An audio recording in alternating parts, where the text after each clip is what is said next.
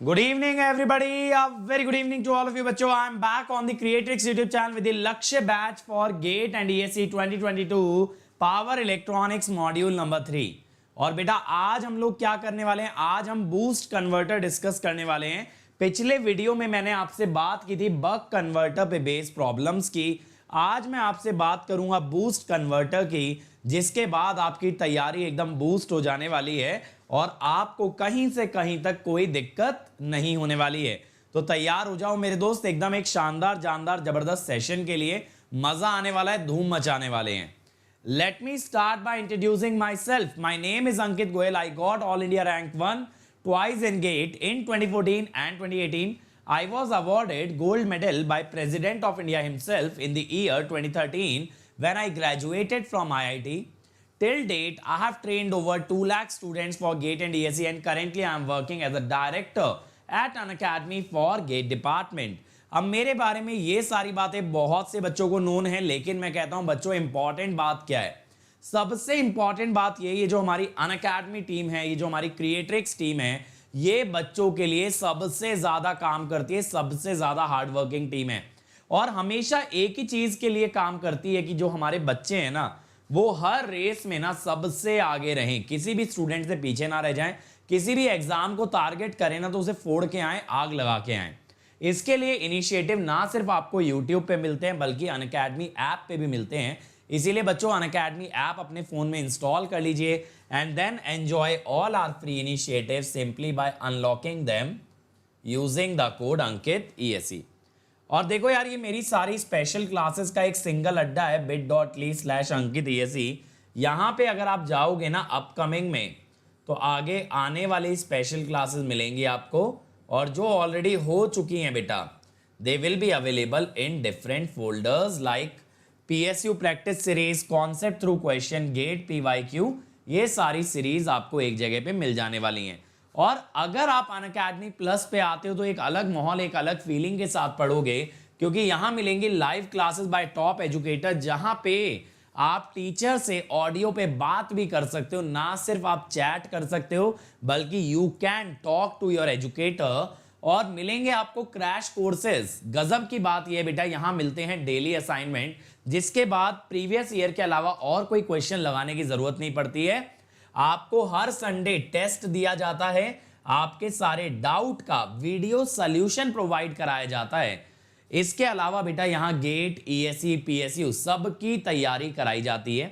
और अगर और ऊंची उड़ान भरनी है, गो विद आइकॉनिक, जहां ये सबके साथ मिलता है पर्सनल कोच, जो ना पूरा स्टडी प्लानर बनवाता है. टीचर्स आपको गाइड करते हैं स्टडी बूस्टर सेशन में, टेस्ट एनालिसिस आपको मिलता है, स्टडी मटेरियल आपको मिलता है, और बेटा एक डेडिकेटेड टीम आपको मिलती है जो आपकी सारी क्वेरीज क्लियर करती है. तो अगर आप यहाँ पे कोड लगाते हो ना अंकित ESE, तो आपको इमीडिएटली मिलता है 10% डिस्काउंट और आप आ जाते हो मेरी पर्सनल गाइडेंस में. आशुतोष बेटा जब भी होगा मैं बता दूंगा.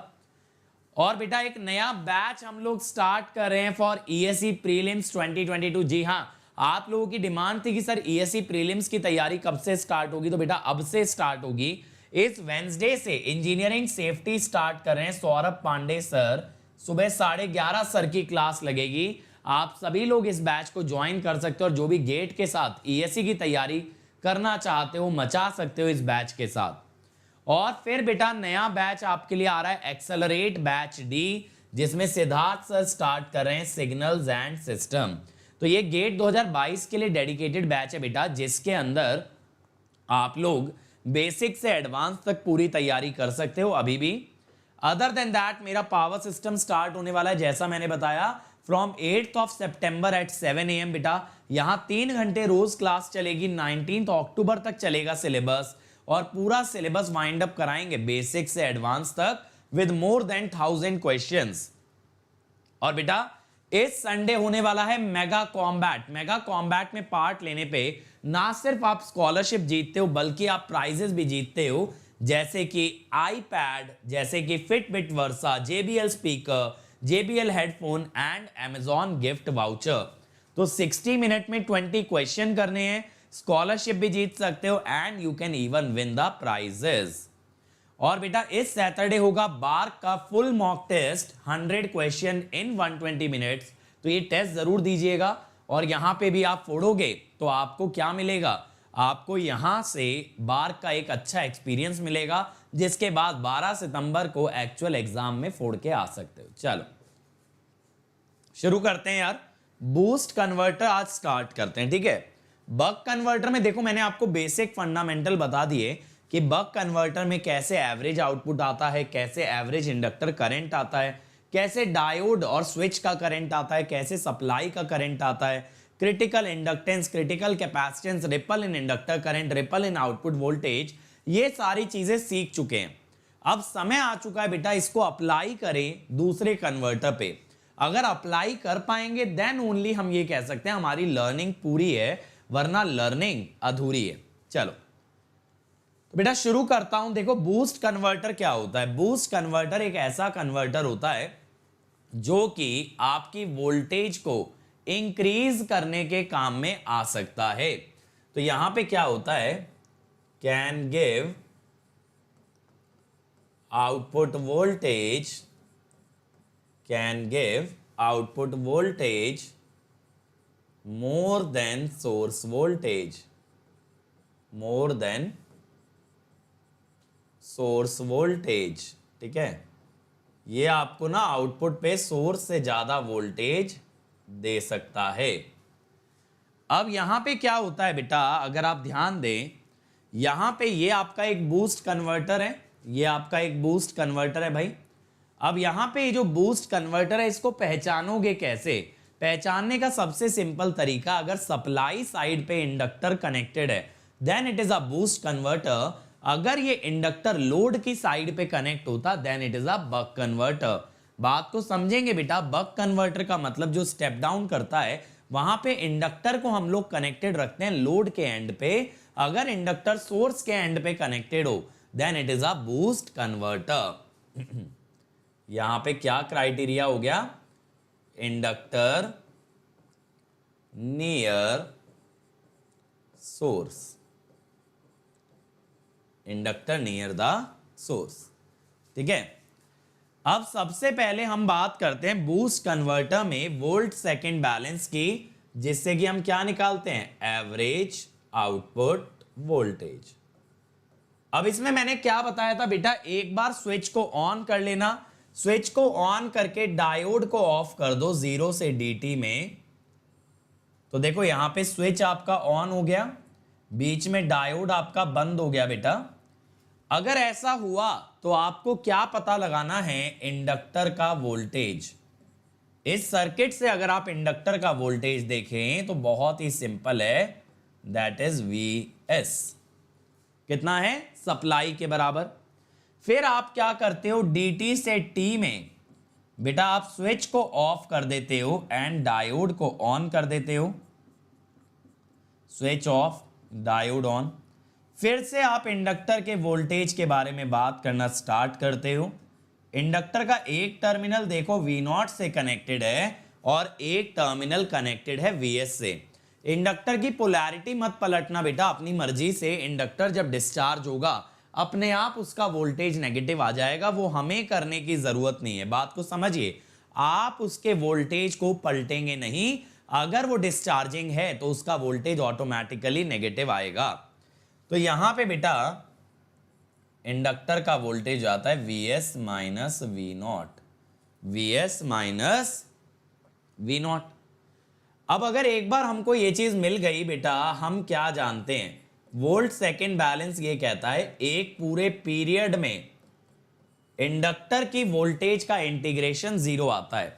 अगर एक पूरे पीरियड में इंडक्टर की वोल्टेज को इंटीग्रेट कर लें देन इट गिव्स अस 0, क्योंकि इंडक्टर का average voltage is 0 because inductor is short circuited for DC. अब अगर ऐसा होगा तो भाई शुरू में देखो कितना है, Vs है, कितने टाइम के लिए, dt टाइम के लिए। फिर बेटा Vs माइनस V0 है, कितने टाइम के लिए, t माइनस dt टाइम के लिए। तो अब यहां पे क्या होगा, Vs into dt plus t minus dt is equal to V0 t minus dt। तो V not is Vs over 1 minus D.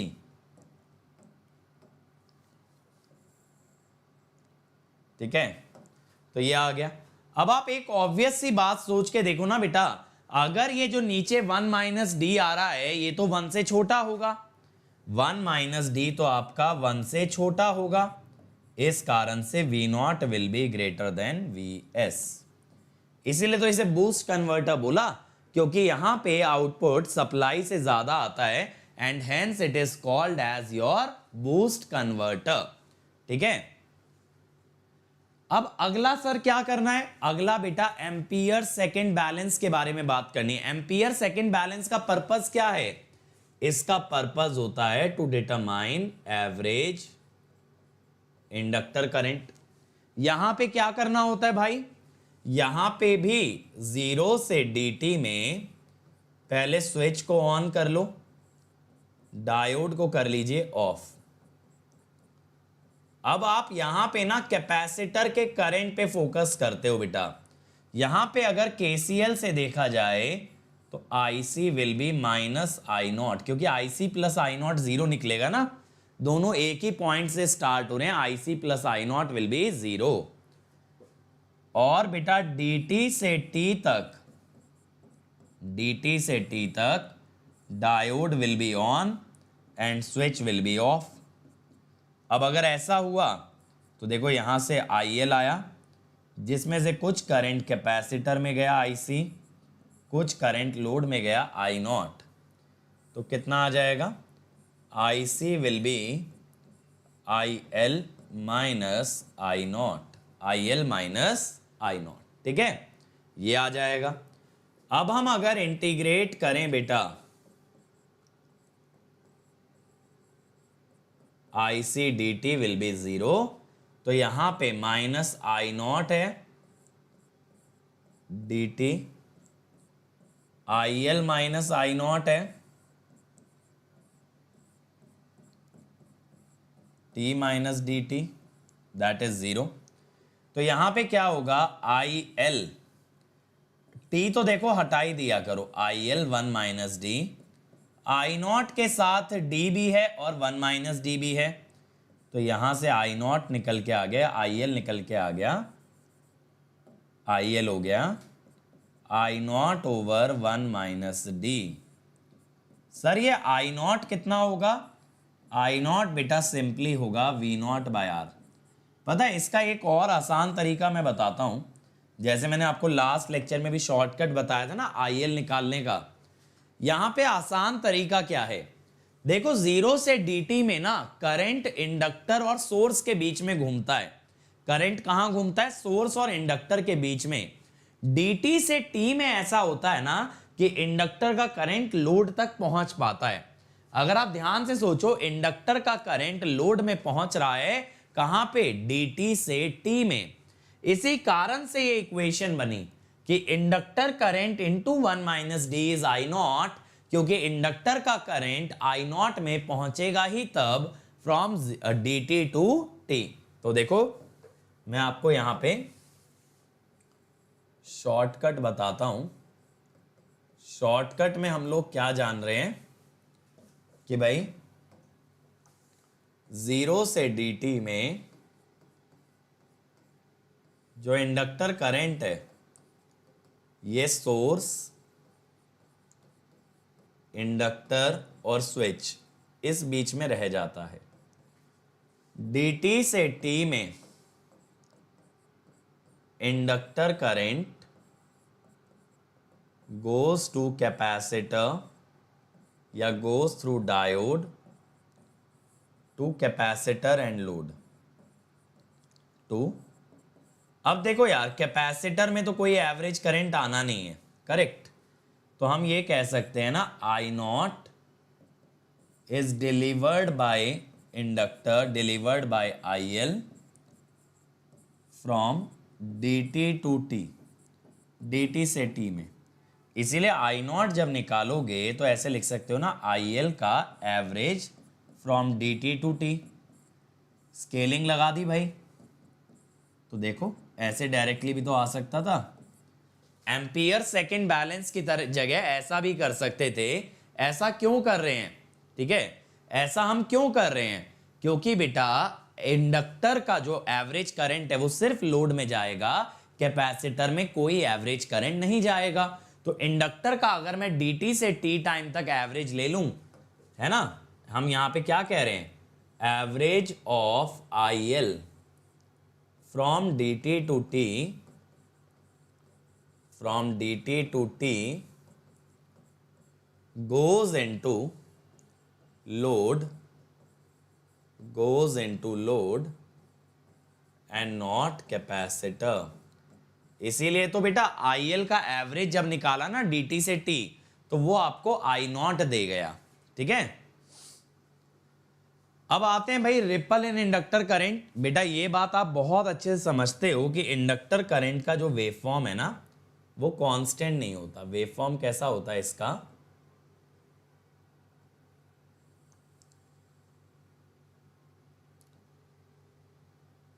पिछले लेक्चर में ही मैंने आपको बढ़िया तरीके से बताया था इसमें क्या करना होता है। इसके अंदर ना दो लिमिट्स होती हैं, एक मिनिमम और एक भाई मैक्सिमम। ठीक है, dt तक चार्जिंग, फिर t तक डिस्चार्जिंग, फिर dt तक चार्जिंग और फिर t तक फिर डिस्चार्जिंग। अब आपका जो करंट आता है ना बेटा यहाँ, वो कुछ ऐसे आता है, dt तक चार्ज होगा इंडक्टर, फिर t तक बेटा डिस्चार्ज होगा। ठीक है, फिर चार्ज होगा और फिर ऐसे ही डिस्चार्ज होगा। dt t ये होता है IL और ये होता है t। अब बेटा इसके अंदर से ना एक लाइन आप पास करा सकते हो जो कि है एवरेज।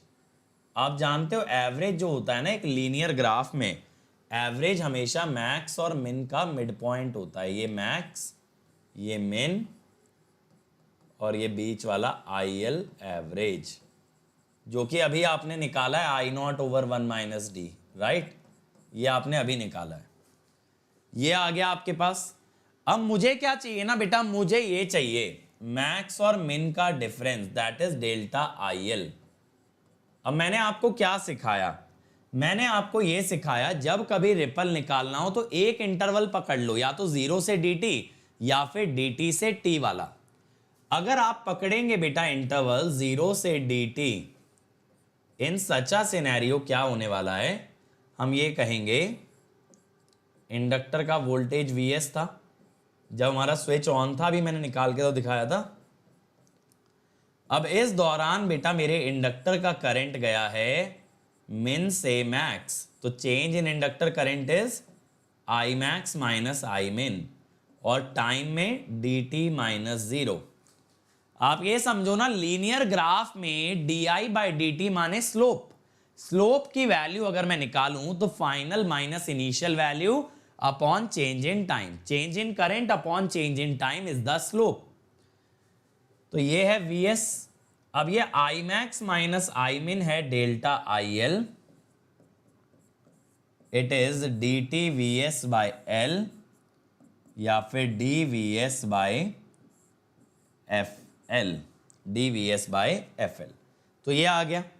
अब हम यहां पे क्या कहते हैं बेटा कि जो IL एवरेज है that is I0 over 1 minus d, तो जो आपका I max आएगा that will B IL average, ठीक है, प्लस डेल्टा IL बाय 2, और I min जो आएगा that is IL average minus delta IL by 2। अच्छा याद है लास्ट वीडियो में मैंने आपको इसका RMS निकालना भी सिखाया था। मैंने कहा था इसमें से अगर एवरेज सब्ट्रैक्ट कर लो तो ये एक ट्रायंगुलर वेवफॉर्म बन जाती है जो कि सेंटर्ड एट 0 होती है। अगर इस ग्राफ को नीचे शिफ्ट कर लेना, कितना नीचे, एवरेज के बराबर, then it is nothing but a triangular waveform. तो मैंने बोला था इसका जो कांस्टेंट पार्ट है यानी कि डीसी पार्ट है और इसका रिपल है, उनसे मिलकर के इसका टोटल आरएमएस बनाया जा सकता है। तो हमने क्या लिखा था, IL RMS is IL average का square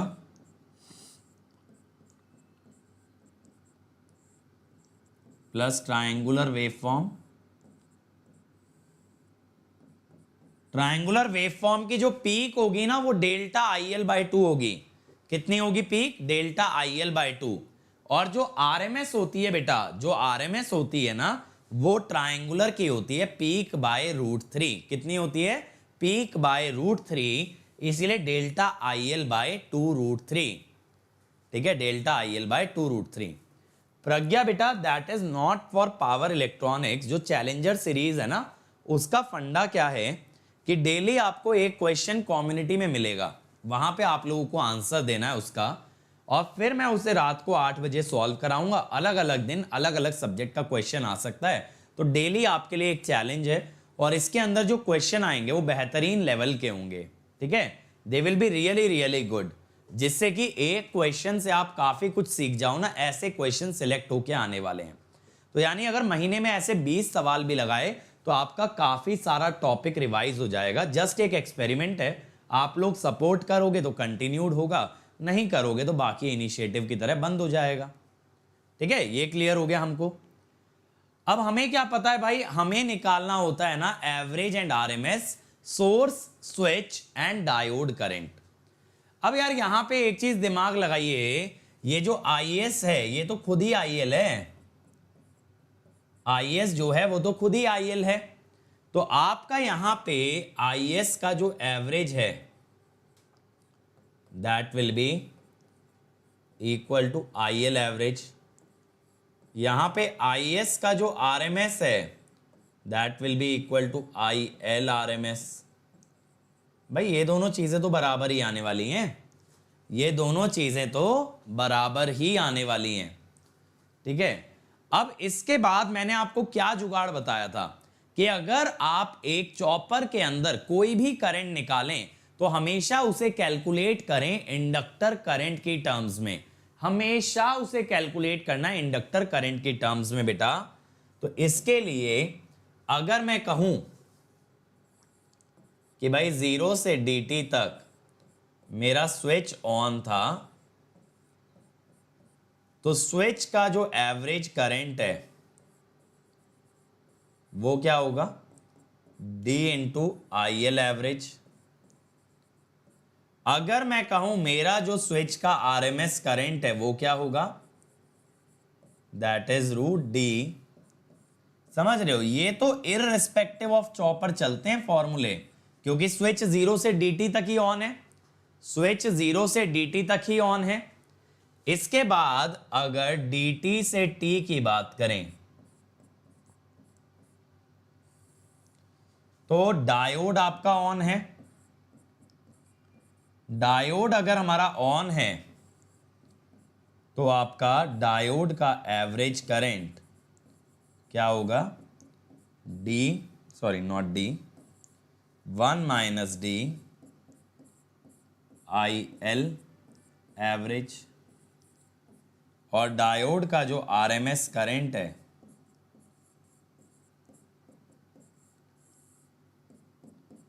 √1 minus D IL RMS। ठीक है, तो बहुत इजी है बेटा, आपको बस ये पता होना चाहिए IL का एवरेज कैसे निकालना और RMS कैसे निकालना है। तो जो एवरेज निकालोगे तो एवरेज IL की टर्म्स में ही निकलेगा, और अगर किसी डिवाइस का RMS करंट निकालोगे that will be computed in terms of RMS inductor current. ठीक है, फेमिनिस्ट स्पार्की, एक तो बेटा नाम बड़ा तगड़ा रख रखा है तुमने, ये 29 एग्जाम का खेल है कि ऐसे नाम तक पहुंच गए या वैसे ही, क्यों भाई। और बेटा देखो, जब कहीं सिलेक्शन नहीं होता ना तो हमेशा हमें ये एनालाइज करना जरूरी होता है कि सिलेक्शन क्यों नहीं हो रहा है ना, ये भी तो हमें पता करना चाहिए। सिर्फ अगर हम ये सोचें भाई मेरा सिलेक्शन क्यों नहीं हो रहा, मैं तो इतनी मेहनत कर रहा हूं, मैं आपको कितनी ही वीडियोस में ये चीज बता चुका बेटा, without any direction, without any planning, सिर्फ मेहनत करने से सिलेक्शन नहीं होता। आपकी प्लानिंग प्रॉपर होनी चाहिए, आपके टारगेट्स प्रॉपर होने चाहिए और आपकी जो मेहनत है वो आपकी वीकनेसेस पे होनी चाहिए। अब अगर आपको मशीन अच्छा लगता है, ठीक है, तो मशीन बहुत अच्छे से मैं कर रहा हूँ, रोज ही मशीन पढ़ रहा हूँ, रोज ही पढ़े जा रहा हूँ, तो कोई फायदा थोड़ी है, वो तो मेरे को आता ही है ना। पढ़ूं अगर वो चीज जो नहीं आती तो शायद मेरे मार्क्स बढ़ जाए, जो आता है जिसमें मार्क्स लेके आ भी रहा हूं उसी को पढ़ रहा हूं, तो इसका क्या फायदा।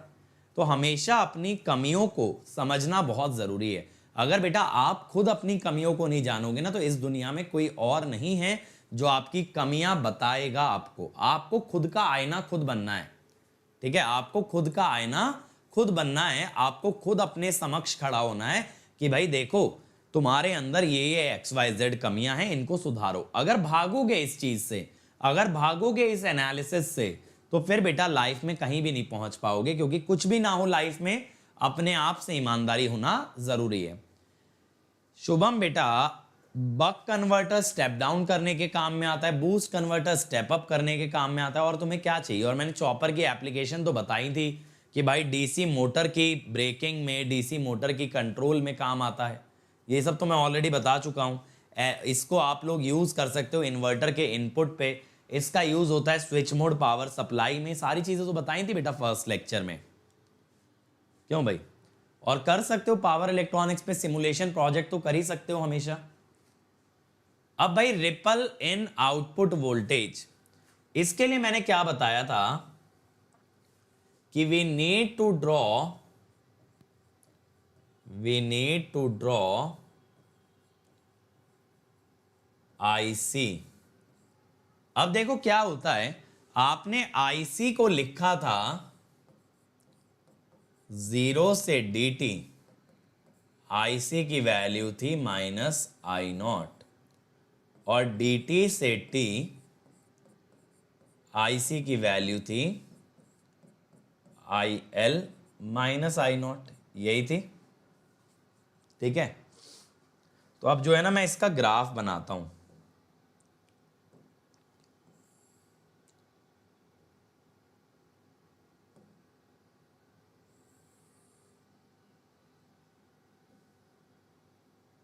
हाँ, अब देखो यार,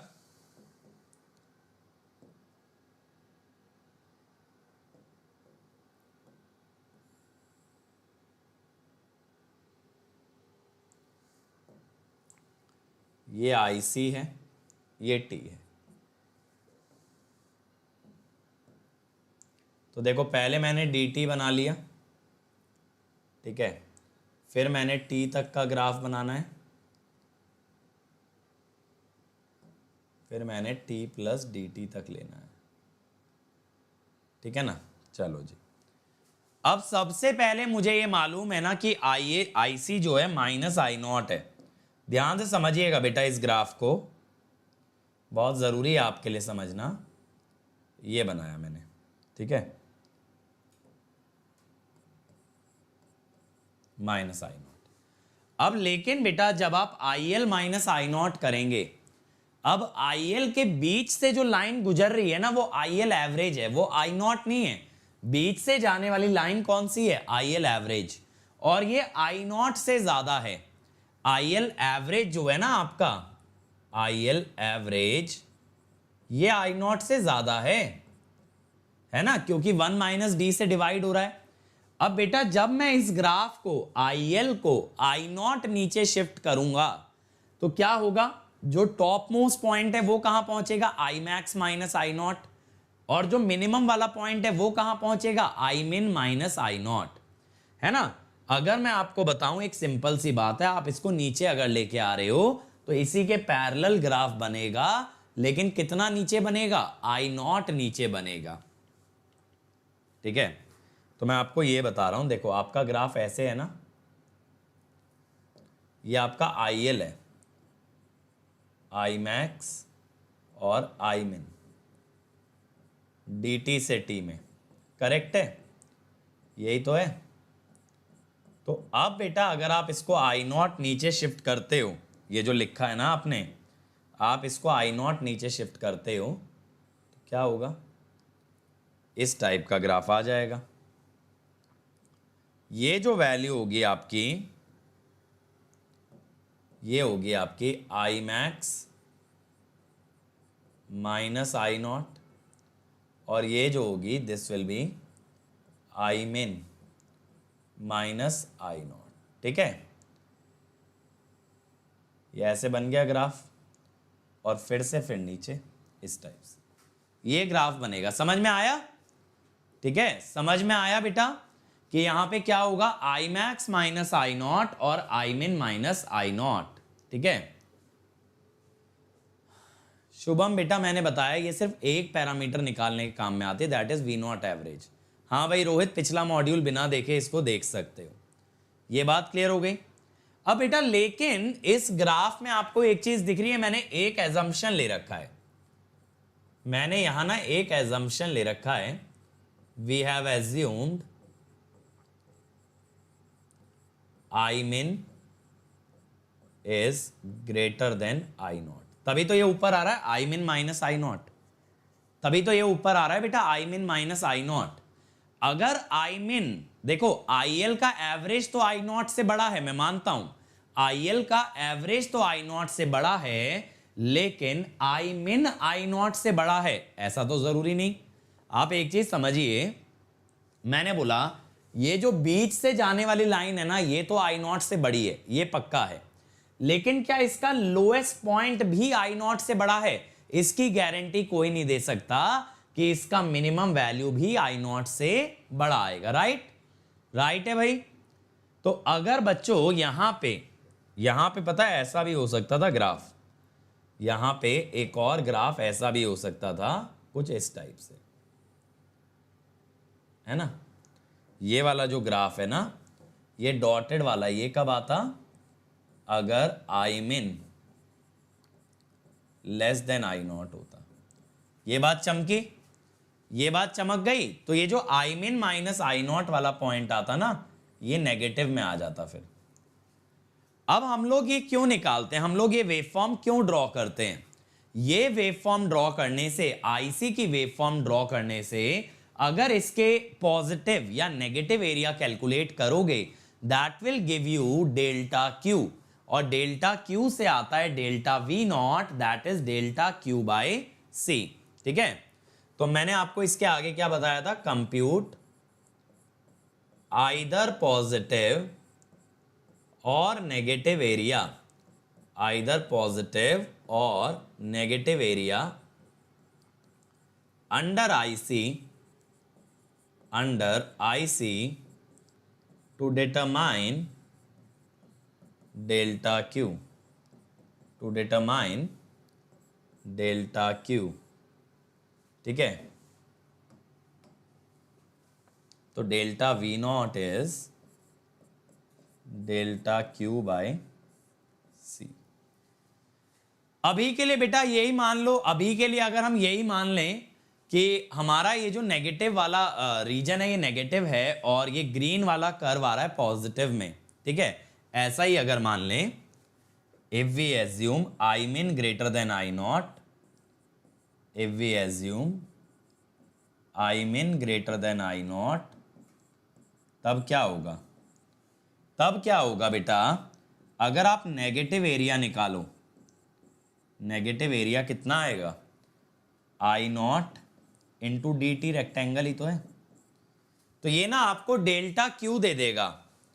डेल्टा क्यू मिल गया आपको I not into D T, यानी I not D by F, और डेल्टा वी नॉट होता है डेल्टा क्यू बाय सी, यानी D I not by F C. समझ गए? अगर बेटा दूसरा केस हुआ जहां ये नेगेटिव में जा रहा है, फिर तो और कोई रास्ता नहीं है, फिर आपको ना ग्राफ बनाना ही पड़ेगा तरीके से, फिर आपको ग्राफ बनाना पड़ेगा और ये पता लगाना पड़ेगा कि ये कहां पे क्रॉस कर रहा है। समझ रहे हो? फिर एरिया निकालोगे। इसीलिए क्या है ना, रिपल का कोई डायरेक्ट मेथड मत करके जाओ, वी नॉट के रिपल का। आप हमेशा ध्यान रखो, वैल्यूज के साथ आप ग्राफ ड्रॉ करोगे आईसी का, उसका पॉजिटिव या नेगेटिव एरिया निकालोगे। ठीक है, आप उसका पॉजिटिव या नेगेटिव एरिया निकालोगे। अगर पॉजिटिव या नेगेटिव एरिया निकाला तो that will give you delta Q, और डेल्टा क्यू बाय सी से मिलेगा डेल्टा वी नॉट। तो फेमिनिस्ट बेटा अगर 2-3 नंबर से रह जा रहे हो, that means you need not focus on speed, you need to focus on accuracy. आपका यानी कि नॉलेज लेवल सही है, बस आपको क्या करना है ना, जिस किसी एग्जाम में बैठते हो ये मेक श्योर करना है कि 100% एक्यूरेसी को टारगेट करके बैठो, कि जो करके आओ ना वो सही करके आओ, गलत कुछ ना हो। अगर आपने इस मोटिव के साथ आप एग्जाम के अंदर बैठे हो और इसी अकॉर्डिंगली अटेम्प्ट कर रहे हो, तो मुझे लगता है कि बहुत जल्द सिलेक्ट हो जाओगे। वैसे HPCL में 146 इज अ गुड स्कोर, मेरे हिसाब से आपका जो है शॉर्ट लिस्टिंग में नाम आना चाहिए। अब आते हैं भाई क्रिटिकल इंडक्टेंस। क्रिटिकल इंडक्टेंस का क्या मतलब था? Value of L eight which converter operates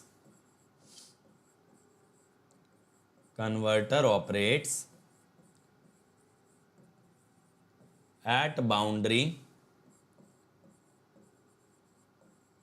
of continuous and discontinuous conduction। ठीक है,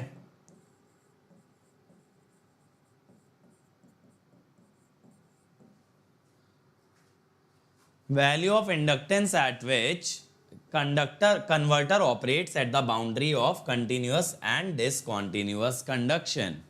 अब बेटा यहां पे कंडीशन क्या होती है? कंडीशन ये होती है ना कि I min must be 0। याद है मैंने आपको ग्राफ भी बना के दिखाया था कि यहां पे क्या होता है,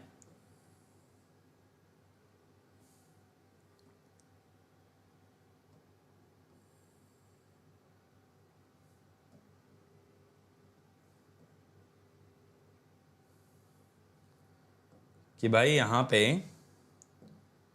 0 से ही उठता है ग्राफ, फिर वापस 0 पे ही चला जाता है, फिर जहां 0 को टच करता है फिर वहां से फिर उठना चालू करता है। भाई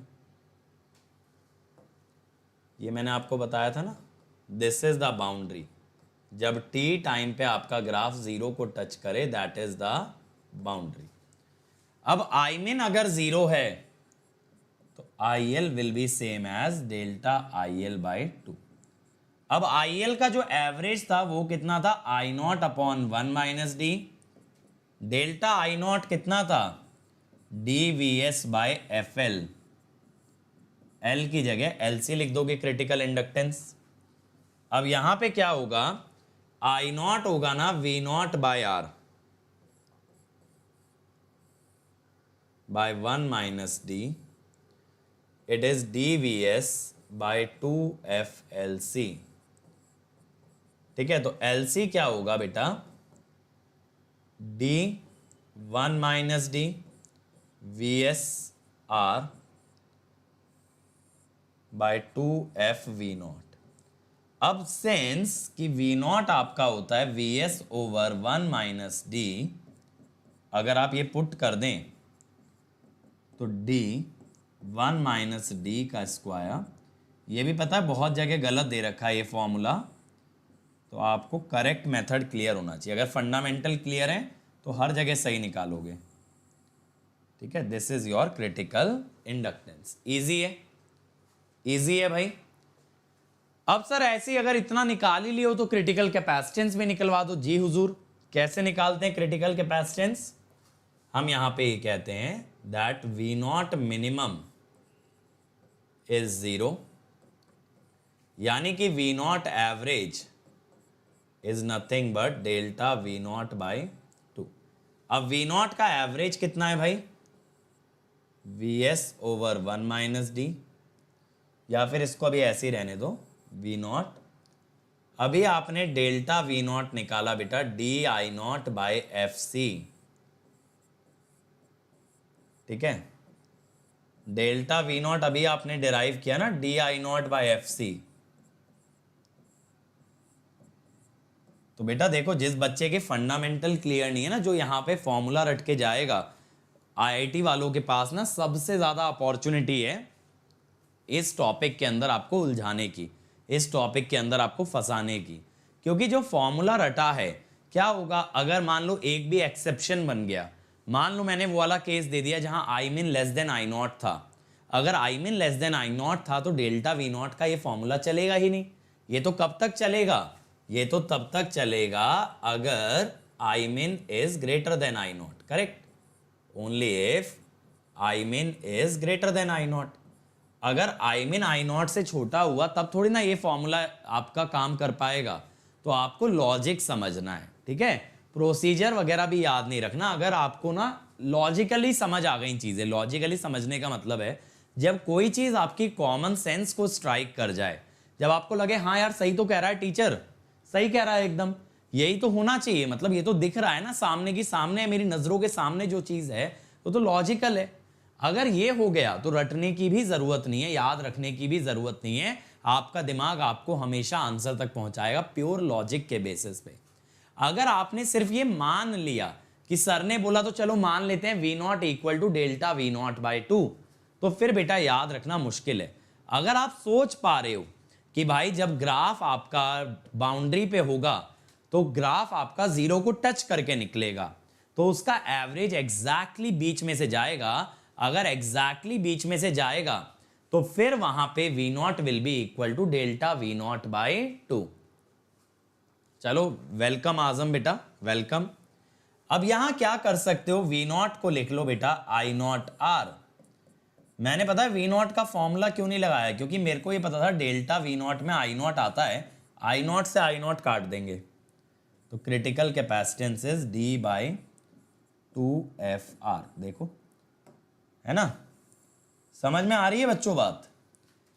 तो बहुत बेसिक चीजों से हम लोग डिराइव कर रहे हैं सारे फंडा, ताकि एग्जाम के अंदर आप ये कर पाओ। चॉपर बेटा एक ऐसा टॉपिक है ना जिसने दिमाग पे खेल लिया तो उसके लिए तो बहुत ही इंटरेस्टिंग और बहुत मजेदार टॉपिक है, और जो बच्चा रट के जाने वाला है उसके लिए नाइटमेयर है, वो नहीं कर पाएगा, वो इससे हमेशा डरेगा, वो कहेगा भगवान कुछ भी हो जाए इस बार चॉपर का वेटेज हाई मत रखना। बट अगर आपके लॉजिक को अपील कर गया तो आप लोग क्या कर सकते हो, आप इसके सभी फॉर्मूले ऑटोमेटिकली एग्जाम के अंदर फटाफट डिराइव कर सकते हो। अब आते हैं भाई डिसकंटीन्यूअस कंडक्शन पे। ये एक्चुअली ना बूस्ट कन्वर्टर के अंदर काफी पॉपुलर हो रखा है आजकल गेट में। डिसकंटीन्यूअस कंडक्शन बूस्ट और बक बूस्ट में ज्यादा पूछते हैं। डिसकंटीन्यूअस में क्या होता है ना बेटा, करंट टी टाइम से पहले जीरो चला जाता है। अब यहां पे हम लोग क्या क्या चीजें कर सकते हैं, हम ये देखें हम यहां पे क्या क्या कर सकते हैं। सबसे पहली बात, अगर मैं बात करूं वोल्ट सेकंड बैलेंस की, ठीक है, तो मैं क्या बोलूंगा भाई, जीरो से dt तक, जीरो से dt तक मेरा स्विच ऑन है। अगर मेरा स्विच ऑन है जीरो से dt तो मेरे इंडक्टर की जो वोल्टेज है ना वो Vs है। अब dt से बीटा t, जब इंडक्टर डिस्चार्ज हो रहा है तब मेरा डायोड ऑन है, लेकिन इस बार dt से t नहीं, dt से बीटा t, क्योंकि बीटा t के बाद करंट जीरो हो जाता है तो कोई भी डिवाइस ऑन नहीं होगी, सभी डिवाइसेस ऑफ रहेंगी। अगर डायोड ऑन है तो VL is Vs minus V not. अब लगा दो भैया, लगाई दो इसके अंदर वोल्ट सेकंड बैलेंस, और ये जो मैंने इक्वेशन लिखी है ना ये मैंने सर्किट को रेफर किया है ओरिजिनल, समझ गए।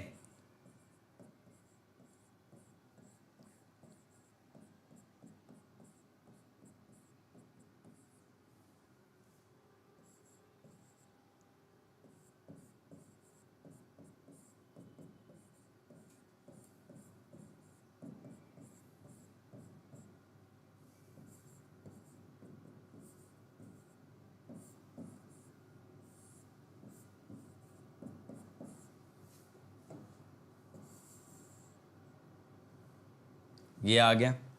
अब इसको पता है कैसे लिख सकते हो, बीटा को ना नीचे ले जाओ तो आप ये भी तो लिख सकते हो। अब याद आया बेटा, बक कन्वर्टर में भी dVs की जगह हो गया था d बाय बीटा Vs, तो that means replace d by d upon beta in V नॉट। V नॉट के अंदर d को रिप्लेस कर दिया जाए d बाय बीटा से, d बाय बीटा से, ठीक है। ये आप कर सकते हो। अब इसके अंदर बेटा, इसके अंदर और किस पैरामीटर पे बात की जा सकती है?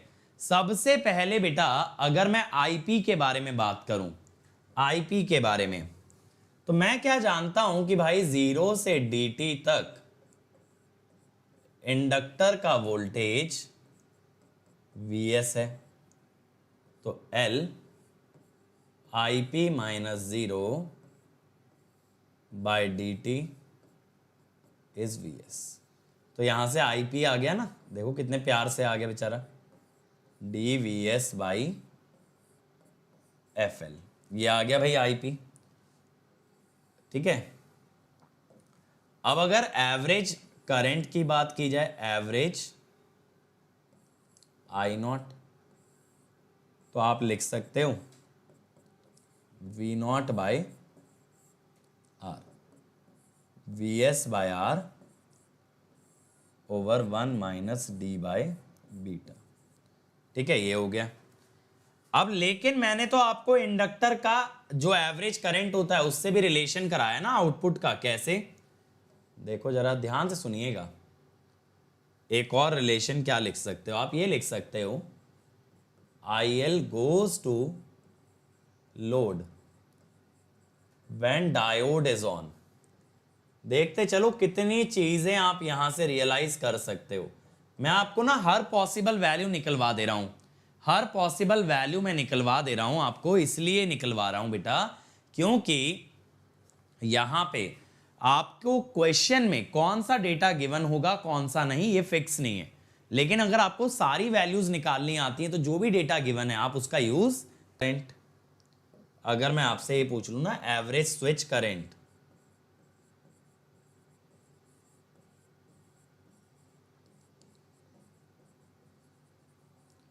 तो आपको पता है स्विच तो कहां से कहां तक कंडक्ट करता है? 0 से dt तक। भाई स्विच अगर मेरा 0 से dt तक ही बस कंडक्ट करता है तब क्या होगा?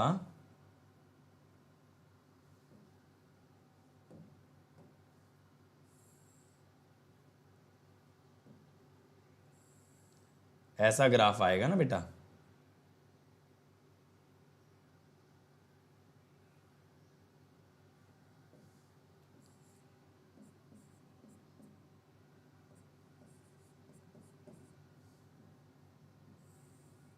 फिर dt से t तक ये बंद ही रहेगा स्विच मेरा, है ना। तो अगर मैं आपसे कहूं कि भाई इसका एवरेज बता दो तो आपके लिए तो बहुत इजी है ना बेटा एवरेज। कैसे सर? एवरेज ऐसे इजी है कि आप बस क्या करो, एरिया अपॉन ड्यूरेशन। सोच के देखो कितने पैरामीटर आ सकते हैं, आप पूरा का पूरा एनालिसिस निकाल सकते हो जितना आपने कॉन्टिन्यूअस में किया है। Half IP into dt by T, that is IP d by 2। देखो बेटा मैं क्या बोलता हूं ना, डिसकॉन्टिन्यूअस के अंदर आपको दो चीजें हमेशा मालूम होनी चाहिए। दो चीजें क्या मालूम होनी चाहिए? एक तो ये IL का ग्राफ और एक ये V0 के अंदर खासियत कि D की जगह d बाई बीटा आ जाता है in case of discontinuous conduction. अगर ये दो बातें आप बहुत अच्छे से जानते हो तो देन आप डिसकॉन्टिन्यूअस कंडक्शन का कोई भी सवाल सॉल्व कर सकते हो। अब यहां पे बेटा डिसकॉन्टिन्यूअस पता कैसे लगता है? भाई मैंने आपको 3 पहचान बताई थी बेटा। 3 पहचान क्या क्या बताई थी? फर्स्ट जो होता है क्वेश्चन में दैट इज कि जो V0 गिवन है that is greater then V0 continuous. जो कॉन्टिन्यूअस से आता ना, कितना आता? Vs बाय 1 माइनस डी, उससे ज्यादा है। दूसरा IL is less than delta IL by 2, यानी I मीन नेगेटिव। तीसरा L is less than LC। तो ये जो दो फर्स्ट कंडीशन है ना, इनमें से कोई भी यूज करके अक्सर मालूम चल जाता है। ये तीसरी कंडीशन को यूज करने की जरूरत नहीं पड़ती है, फर्स्ट 2 से ही काम हो जाता है। ठीक है, ये बात क्लियर हो गई। अब आशुतोष का क्वेश्चन है sir I min less than I not में क्या होगा, एग्जैक्टली समझ नहीं आया। आशुतोष मेरे भाई, I min less than I not में ना आपको ये पूरा ग्राफ बनाना पड़ेगा, और फिर अगर आप सिर्फ पॉजिटिव एरिया देखो, अगर आप ये चाहो ना कि सिर्फ मुझे पॉजिटिव एरिया देखना है, तो ये होगा, ये सिर्फ पॉजिटिव एरिया, इतना समझ गए, ये वाला एरिया, इतना सा बस पॉजिटिव एरिया है। तो इस एरिया को निकालोगे तो डेल्टा क्यू मिल जाएगा। या फिर आपको अगर नेगेटिव एरिया देखना है तो नेगेटिव एरिया में ये रेक्टेंगल के साथ साथ ये छोटे वाला एरिया भी है, तो ये दोनों मिलके नेगेटिव एरिया देंगे, इसका टोटल करोगे तब भी डेल्टा क्यू मिल जाएगा। या तो पूरे नेगेटिव एरिया का टोटल करो या पॉजिटिव का, लेकिन नेगेटिव का अब एक एरिया नहीं है, अब नेगेटिव के दो एरिया हो गए, तो बिना ग्राफ बनाए ये जो छोटे वाला और एरिया आ रहा है ना, ये नहीं निकाल पाओगे। या फिर अगर पॉजिटिव निकालोगे तो पॉजिटिव ये वाला एरिया होगा आपका, पॉजिटिव एरिया ये वाला होगा आपका, ठीक है। बट उसके लिए इंटरसेक्शन चाहिए ना, और इंटरसेक्शन के लिए ग्राफ चाहिए, बस इतना है। तो डेल्टा क्यू आपको ग्राफ से निकालना पड़ेगा, इतनी डायरेक्टली नहीं आ सकता। जैसे मैंने यहां तो रेक्टेंगल का एरिया बोल दिया, क्योंकि आगे वाला ये जो ट्राइंगल है ये मैंने पूरा पॉजिटिव लिया है, यानी यहां पे चार्ज बढ़ रहा है कैपेसिटर पे, या कैपेसिटर इज चार्जिंग, और ये जो नेगेटिव एरिया है यहाँ पे पूरे में डिस्चार्जिंग है। तो चार्जिंग ले लो या डिस्चार्जिंग ले लो, इतने में चार्जिंग है, सॉरी डिस्चार्जिंग है, आगे चार्जिंग है। लेकिन अब की बार क्या होगा, अगर I min less than I not होगा तो ये वाला जो इंटरवल है इसमें चार्जिंग और डिस्चार्जिंग दोनों इंटरवल आ रहे हैं, ठीक है। तो इतना डायरेक्टली नहीं कर पाओगे, ग्राफ ड्रॉ करके उसका पॉजिटिव एरिया या नेगेटिव एरिया एक पीरियड के अंदर आपको निकालना रहेगा। क्लियर है भाई आशुतोष, बस ये डिफरेंस आएगा। बट उसके लिए वैल्यूज चाहिए ना यार, उसका कोई शॉर्टकट तरीका थोड़ी है। अब देखो बेटा, इसके अंदर एक और छोटा सा टॉपिक होता है, that is the effect of inductor resistance. क्या होता है ना, अब ये कन्वर्टर ऐसा है जिसे देख के ये लगता है यार कि Vs बाय 1 माइनस डी के अनुसार इसका आउटपुट तो इनफाइनाइट हो जाएगा। अगर Vs बाय 1 माइनस डी से सोचें तो ड्यूटी साइकिल 1 रख देने से आउटपुट इसका इनफाइनाइट हो जाएगा। अब इसका आउटपुट अगर इन्फिनिटी हो गया तो एक तरह से अनस्टेबल हो गया ना भाई, आउटपुट इनफाइनाइट जाने का तो मतलब है आगे लगी डिवाइस खत्म, खेल ही खत्म। तो अब यहां पे क्या करें, तो हम बात करते हैं प्रैक्टिकल सिचुएशन की। बेटा प्रैक्टिकल सिचुएशन में यहां पे क्या होता है कि यहां पे आपका जो सर्किट बनेगा उसमें इंडक्टर के अंदर एक रेजिस्टेंस भी रहेगा, ठीक है। यानी कि अब की बार सिर्फ इंडक्टर नहीं है, एक पर्टिकुलरली अगर हम बात कर रहे हैं कॉइल की, तो कॉइल में तो भाई रेजिस्टेंस भी होता है, कॉइल विदाउट रेजिस्टेंस थोड़ी ना होती है, सोच के देखो। तो यहां पे मैंने एक छोटा सा रेजिस्टेंस ले लिया बच्चे, which is series with the inductor, वो इंडक्टर का इंटरनल रेजिस्टेंस है, ये L, ये स्मॉल r, ये C, ये कैपिटल R, ये स्विच, ये डायोड और ये Vs। तो यहां पे स्मॉल r क्या है, that is the resistance of coil, और प्रैक्टिकली होगा ही बेटा कॉइल के अंदर रेजिस्टेंस। अभी तक तो आइडियल सिचुएशन ले रहे थे सर, बक कन्वर्टर में क्यों नहीं लिया, बक में जरूरत नहीं पड़ी ना, उसका ऑपरेशन कभी अनस्टेबल थोड़ी जाएगा, उसका आउटपुट हमेशा Vs से छोटा ही रहेगा, तो डर किस बात का।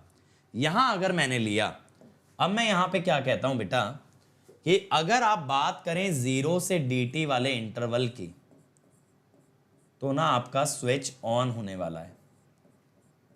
अगर मेरे बच्चे आपका स्विच ऑन होने वाला है तो यहां पे आपने क्या कर दिया, एक सर्किट बना दिया स्विच को ऑन करके।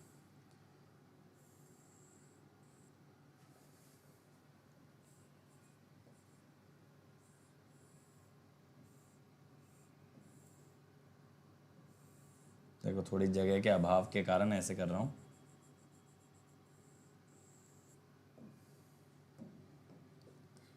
ये देखो यहां पे IC करंट, यहां पे I0, अब ये है VL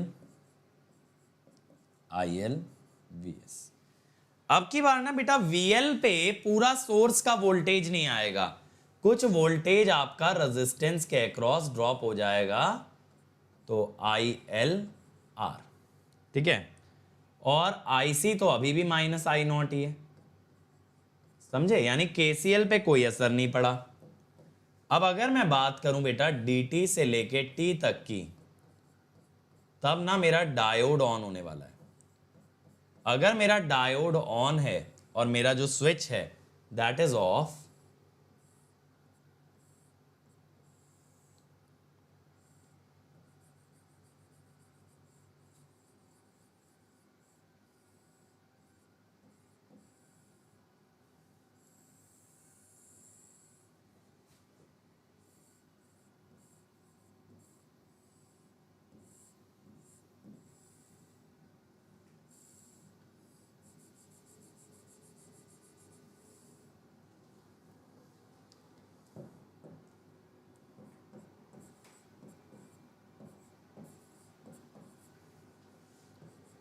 IL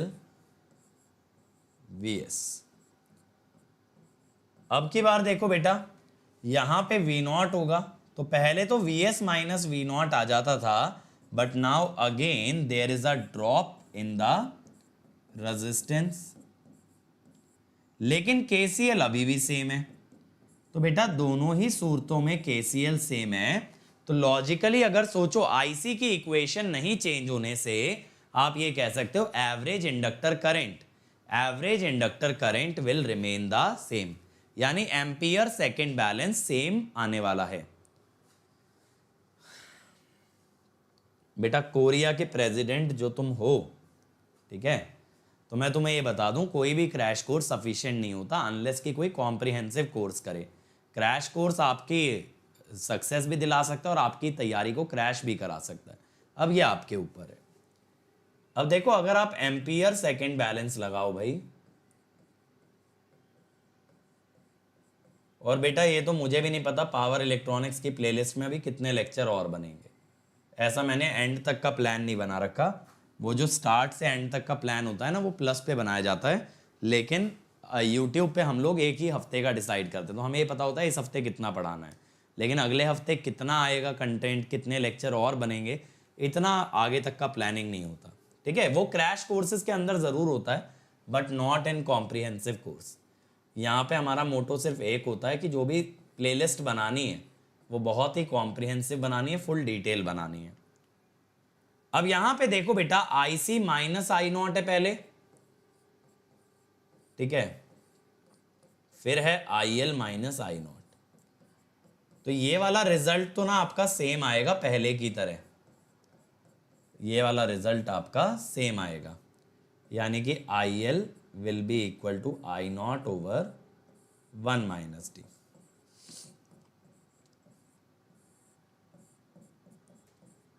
ठीक है, अब मैं आता हूं नेक्स्ट चीज पे, दैट इज कि अगर मुझे V0 निकालना है, क्योंकि V0 की इक्वेशन सेम नहीं आ सकती ना, इसीलिए मैंने V0 को ये नहीं लिखा VS upon 1 minus D। R आने की वजह से, ड्रॉप आने की वजह से V0 की इक्वेशन बदलेगी, ठीक है। हाँ IL IC प्लस I0 आएगा ना, तो जब तो IL, अच्छा IL लिखा है मैंने, ठीक है, IC is IL minus I0, ठीक है। हाँ, अब वोल्ट सेकेंड बैलेंस में आप क्या करते हो बेटा, VL dt इंटीग्रेशन 0 करते हो। अब VL कितना है पहले, VS माइनस ILR, कितने टाइम के लिए, dt के लिए, फिर VS minus V0 minus ILR, अब की बार t माइनस dt के लिए, ठीक है। अगर एक बार ये डेटा मुझे क्लियर है तो मैं ना सारी टर्म्स कलेक्ट कर लेता हूं, जैसे VS वाली है, VS वाली टर्म जो है उसमें dt भी आ रहा है और t माइनस dt भी आ रहा है, तो t बन गया। ILR जो है उसमें भी t आ रहा है, dt आ रहा है और t माइनस dt आ रहा है, तो ये भी t हो गया। बट जो V0 है, V0 में सिर्फ t माइनस dt ही आ रहा है, t दोनों तरफ से कट जाएगा, V S equal to V not 1 minus D plus I L R. I L को अगर आप लिखें तो कैसे लिखेंगे? आई एल का डेफिनेशन अभी आपने लिखा V not by R 1 minus D. तो अब यहां से वी नॉट मिल गया ना, क्या हुआ? V S divided by 1 minus D. अब देख रहे हो एक स्मॉल आर के करस्पॉन्डिंग टर्म भी आ गया। अब खुद ये सोचो, अगर ये स्मॉल आर को जीरो रख दें, यानी कोई इंटरनल रेजिस्टेंस नहीं है, तो पुराने वाला फॉर्मूला मिल जाएगा। अगर ये स्मॉल आर को जीरो रख दें, then we will get back the original expression. ठीक है, तो ये स्मॉल आर की वजह से फॉर्मूले में मॉडिफिकेशन आ गया। अब मैं क्या कहता हूं, अगर यहां पे देखा जाए तो at D equal to zero, अगर डी जीरो है तो वी नॉट कितना है भाई? V S over 1 plus R by R, less than V S है। और अगर डी 1 है, 1 होने से ना ये वाली टर्म जीरो हो गई, 1 माइनस डी, तो 1 अपॉन जीरो इज इंफिनिटी। तो इसका डिनोमिनेटर इंफिनिटी आ जाने से we not becomes zero.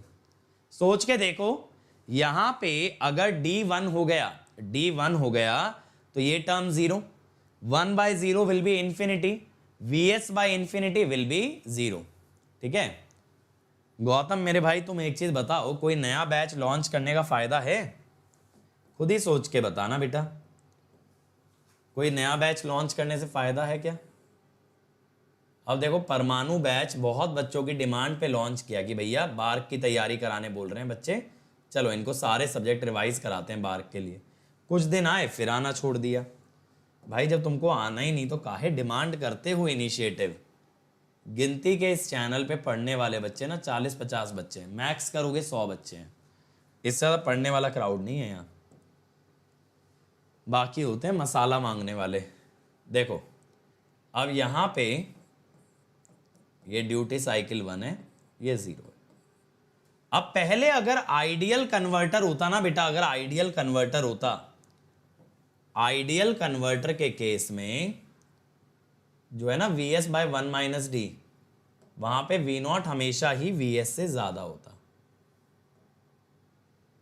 V not हमेशा ही Vs से ज्यादा आता, तो ये ना ऐसे चढ़ता चला जाता। ठीक है, लेकिन अब जो है ना V नॉट जो आया वो Vs से थोड़ा छोटा आया, कुछ हद तक चढ़ा और फिर ऐसे गिर गया। 1 पे 0 आ रहा है ना, तो मेरा इंटरेस्ट ये जानने में डी मैक्स, क्योंकि ये वाला जो रीजन है ना ये मेरे लिए स्टेबल है, जहां वोल्टेज ड्यूटी साइकिल के साथ बढ़ रही है, इसको मैं यूज करूंगा। ठीक है, इसको मैं यूज करूंगा, उसके बाद वाले रीजन को मैं यूज नहीं करूंगा। अब अगर हमें ये चाहिए तो हम जानते हैं V नॉट क्या है भाई? Vs by 1 minus D R by R 1 minus D. तो हम कहते हैं कि for maximum V not denominator should be minimum.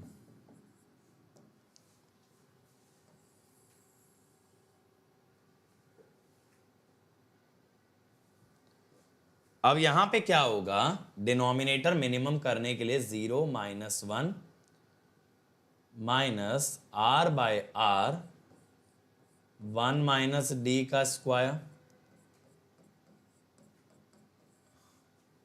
तो यहां पे क्या होगा,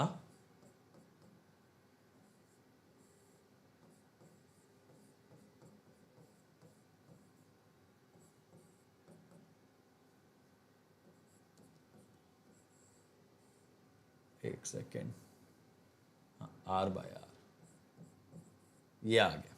ठीक है, तो ये आपका आ गया बेटा डी मैक्स। अब अगर मैं यहां पे V नॉट मैक्सिमम निकालना चाहूं तो 1 माइनस डी की जगह रूट R बाय R रखना पड़ेगा, 1 माइनस डी की जगह root small r by capital R plus R by R divided by root R by capital R। तो Vs बाय 2 ये आ गया, ठीक है। तो ये maximum value of V not हमको मिल गया। तो बेटा इस पे पता है क्वेश्चन कंसेप्चुअली ऐसे पूछ लेते हैं कि ये बताओ बूस्ट कन्वर्टर की स्टेबल रेंज ऑफ ऑपरेशन क्या है। तो आप बोलोगे 0 से डी मैक्स तक होती है, 1 तक नहीं होती। बूस्ट कन्वर्टर को कभी भी 1 तक नहीं ले जाते, क्योंकि 1 तक बीच में से अनस्टेबल ऑपरेशन आ जाता है, जहां पे वी नॉट बहुत तेजी से गिरना स्टार्ट कर देता है, ठीक है। अब जरा एक क्वेश्चन देखो, अ स्टेप अप चॉपर यानी कि boost converter is fed from a 220 volt source to deliver a load voltage of 660 volt. If conduction time of thyristor is 100 microsecond, the required pulse width will be required pulse width. Pulse width का मतलब होता है output voltage की pulse. तो आपको पता है क्या पता रखना है, ध्यान से सुनिएगा। जब हम स्टेप अप चॉपर की बात करते हैं ना, जब हम स्टेप अप चॉपर की बात करते हैं, तो यहां पे Vs gets connected to output when diode is on, यानी dt से लेके t तक। तो इसीलिए जो पल्स विड्थ होती है ना वी नॉट की, जो बेटा पल्स विड्थ होती है ना वी नॉट की, वो टी ऑफ होती है, ऑफ टाइम, क्योंकि तभी आउटपुट को वोल्टेज मिलेगी, तभी आउटपुट को वोल्टेज मिलेगी। अब क्वेश्चन में ये है बेटा कि V not is 660 which is supply voltage over 1 minus D, यानी 220 बाय 1 माइनस डी। तो यहां से 1 माइनस डी क्या हो गया, या ड्यूटी साइकिल क्या आ गई, 2/3। अब हमें दिया है T on 100 microsecond which is equal to D T. तो यहां से टी हो गया 150 माइक्रोसेकेंड। तो pulse width is T minus T on, ठीक है, 50 माइक्रोसेकेंड, ठीक है। तो आंसर शुड बी 50। तो नन ऑफ दीज आ जाएगा।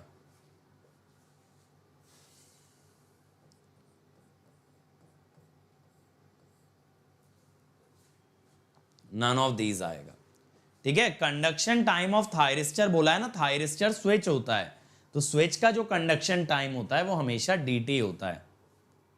टी ऑफ नहीं गिवन है, अच्छा नॉन कंडक्शन टाइम, सॉरी।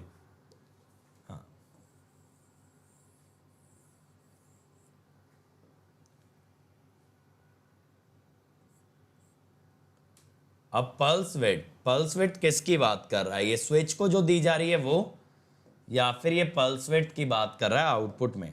अगर आउटपुट की पल्स विड्थ देखी जाए तो दैट इज टी ऑफ, और अगर pulse width given to thyristor या गिवन टू स्विच, यानी कि स्विच कितनी देर तक ऑन है, दैट इज टी ऑन। अब अगर बेटा टी ऑफ इसने आपको डायरेक्टली दे रखा है तो ऑब्वियसली टी ऑफ तो नहीं निकलवा रहा होगा, समझ रहे हो, टी ऑफ तो नहीं निकलवा रहा होगा ना।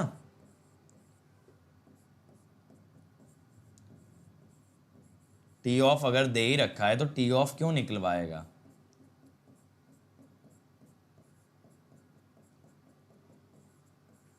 फिर टी ऑन पूछ रहा होगा और क्या, तो आंसर विल बी बी, सही। ठीक है, दो तरह की पल्स विड्थ होती हैं, एक वी नॉट की और एक जो स्विच को अप्लाई की गई है। स्विच को पल्स विड्थ कितनी दी गई है, जितनी देर तक स्विच ऑन है, दैट इज टी ऑन। चलो अगला देखें भाई, for the switching converter shown, आप डायरेक्टली पहचान सकते हो इंडक्टर नियर द सोर्स है तो it is a boost converter. Assume steady state operation, steady state operation का मतलब होता है कि आईएल ऑसिलेट्स बिटवीन आई मिन एंड आई मैक्स। ये मत सोच लेना कि इंडक्टर शॉर्ट कैपेसिटर ओपन, ठीक है। Also assume that components are ideal if inductor current is always positive and continuous. Positive and continuous का मतलब ये कॉन्टिन्यूअस कंडक्शन मोड दे रहा है। If the voltage VL is shown then duty cycle is, आपको VL दिया है तुषार बेटा ये तो डिपेंड करता है, 2 डिजिट रैंक निकाली तो जा सकती है, लेकिन it only depends on your hard work. और बेटा एक सिंपल सी बात अगर करें ना, लाइफ में कभी ये नहीं सोचना चाहिए ऐसा कोई कर पाया है क्या, क्योंकि अगर कोई कर भी पाया है तो क्या गारंटी है तुम कर लोगे, भाई वो उसके बस की बात थी। और अगर कोई नहीं कर पाया तो भी क्या गारंटी है तुम भी नहीं कर पाओगे, है ना यार। हर बच्चे के अंदर एक अलग स्पेशलिटी, एक अलग खासियत होती है। अगर हर बच्चा ये सोच के करने लगे ये पहले कोई और कर चुका है, तो फिर तो दुनिया को आगे लेके कौन ही जाएगा, फिर तो वही काम होगा जो होता आया है, कुछ भी नया तो होने से रहा। तो अपने ऊपर भरोसा करो, you have to become that who can do it, है ना। क्योंकि देखो हर सक्सेस की जो स्टोरी होती है ना वो अलग होती है, हर बच्चे की कहानी अलग होती है, 2 बच्चों की कहानी एक नहीं हो सकती। अब देखो बेटा आप क्या लिखोगे, integral V L D T must be 0, यानी यहां पे 15 इंटू डी टी, फिर -45 into T minus D T, volt second balance मैंने लगा दिया बेटा, तो 15D - 45 + 45D is 0। तो duty cycle is 45/60, that is 0.75। Simple है ना, वोल्ट सेकेंड बैलेंस लगाना है। चलो भाई, और बेटा ये जो है ना AMA सेशन नहीं है मेरे बच्चों,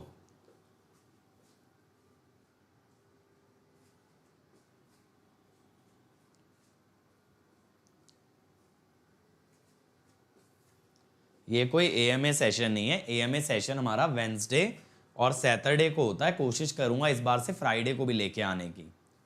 in the figure shown the chopper feeds a resistive load from a battery, MOSFET is switched at 250 kilohertz with a duty ratio of 0.4. All elements are assumed to be ideal. Average source current करो भाई, फटाफट से निकालो average source current.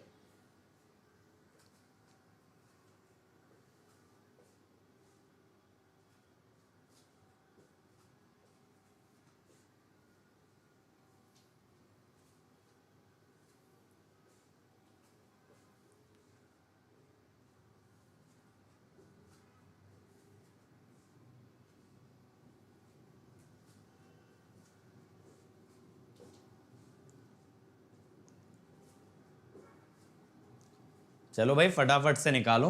Shubham कह रहे हैं B, सलेनी कह रहे हैं बी। देखें यार, अब देखो बेटा, अब यहां पे हमें क्या निकालना है ना, हम पहले निकाल लेते हैं V0 Vs/1 - d। ठीक है, कॉन्टिन्यूअस कंडक्शन मान के निकाल डालो, 12/1 - 0.4 दैट इज 20। अब इससे ना I0 आ जाएगा,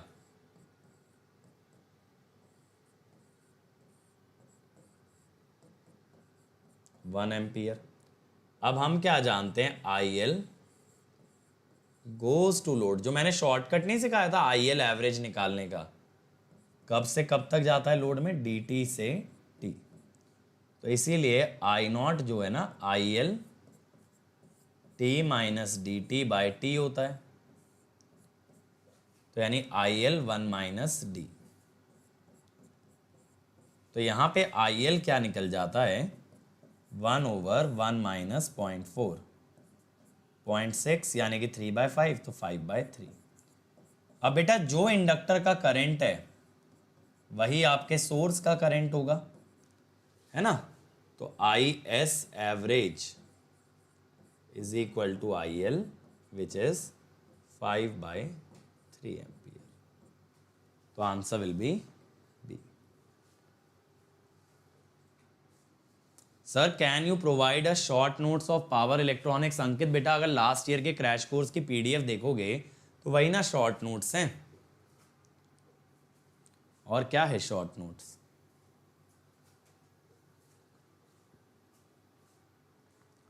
A self-commutating switch operated at a duty cycle delta is used to control the load voltage as shown in the figure.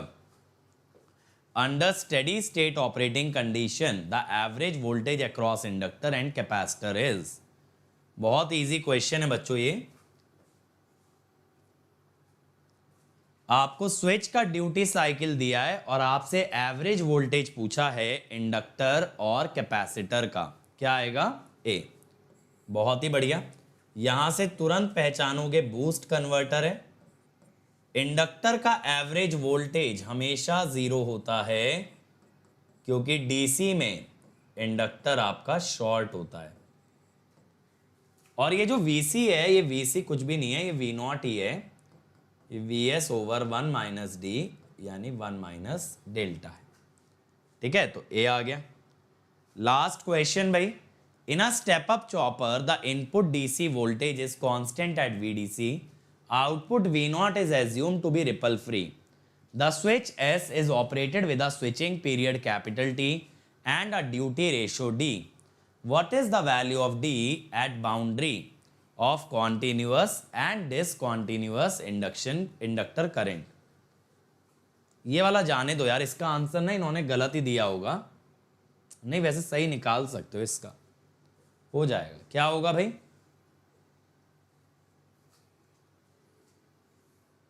क्या आएगा? वैसे हो जाएगा, मुझे लगा गलत दे रखा है ऑप्शन देख के। बताओ क्या आएगा? बहुत इजी सवाल है, तुम्हारी उम्मीदों से भी आसान है ये।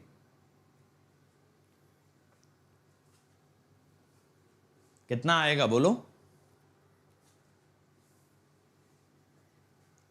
इसका आंसर आएगा बेटा ए। कैसे? देखो, बाउंड्री पे है तो लगेगा तो फॉर्मूला कॉन्टिन्यूअस का ही। खत्म। सिंपल है ना? ये तो हमेशा ही फॉर्मूला चलेगा।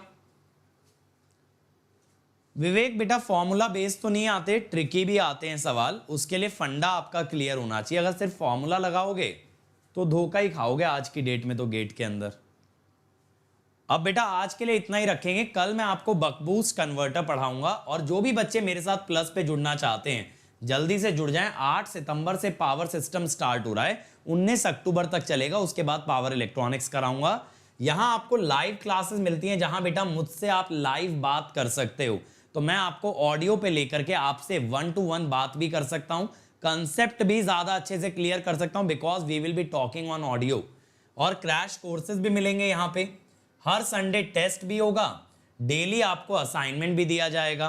और बेटा डाउट सॉल्विंग में आपको हर डाउट का वीडियो सॉल्यूशन प्रोवाइड किया जाता है। तो यहाँ गेट, ESE और PSU सबकी तैयारी कराई जाएगी। अब यहाँ पे अगर आइकॉनिक पे जाओगे बेटा तो प्लस के साथ साथ आपको क्या मिलेगा? Personal coach. ये खुद गेट एंड ESE टॉपर होगा। ये आपको बेहतरीन तरीके से सेल्फ स्टडी मैनेज करना सिखाएगा by study planner. Top educators आपको जूम कॉल पे गाइड करेंगे। टेस्ट एनालिसिस में आपको बताया जाएगा कहाँ इंप्रूवमेंट करना है और कैसे करना है। और एक डेडिकेटेड टीम बेटा आपको मिल जाएगी ना, जो आपके सभी डाउट क्लियर करती है। तो यहाँ पे अगर अंकित ESE कोड लगाते हो तो डिस्काउंट तो पाओगे, साथ साथ मेरी पर्सनल गाइडेंस में आओगे। ये बेटा नया बैच स्टार्ट कर रहे हैं ESE प्रीलिम्स के लिए। डेली सुबह 11:30 बजे होगा और यहाँ पे हम इंजीनियरिंग सेफ्टी से स्टार्ट कर रहे हैं। तो आपका नॉन टेक्निकल पोर्शन स्टार्ट होने वाला है फॉर जनरल स्टडीज। और स्टार्ट कर रहे हैं इंडिया के GS के सुपरस्टार सौरभ पांडे सर। ठीक है, और ये नया सब्जेक्ट ला रहे हैं भाई EC rank 1 Siddharth Sabharwal sir, signals and system. तो जिस किसी को सिग्नल पढ़ना है बेसिक से एडवांस तक, सुबह 7 बजे इसकी क्लास होने वाली है। ठीक है भाई। इसके अलावा बेटा मैंने बता ही दिया, मेरा पावर सिस्टम आ रहा है भाई 8 सितंबर से। सुबह 7 बजे क्लास चलेगी, डेली 3 घंटे की क्लास होगी। 1000 से ज्यादा क्वेश्चन कराऊंगा सभी एग्जाम के लिए। आपका ये सब्जेक्ट तैयार हो जाएगा चाहे जो भी एग्जाम दो इंडिया में। और इस संडे बेटा मेगा कॉम्बैट, जहां पे आप ना सिर्फ स्कॉलरशिप बल्कि प्राइजेस जीत सकते हो। 1 घंटे में 20 क्वेश्चन है और उनको फोड़ने पे आपको मिल सकते हैं prizes. Mechanical, civil, EC, electrical and CSIT के लिए होने वाला है। और बार्क का इस बार फुल मॉक टेस्ट है, 120 मिनट 100 क्वेश्चन। तो इसके लिए एनरोल कर लो। और इसके बाद बेटा आप क्या कर सकते हो? आप मचा सकते हो।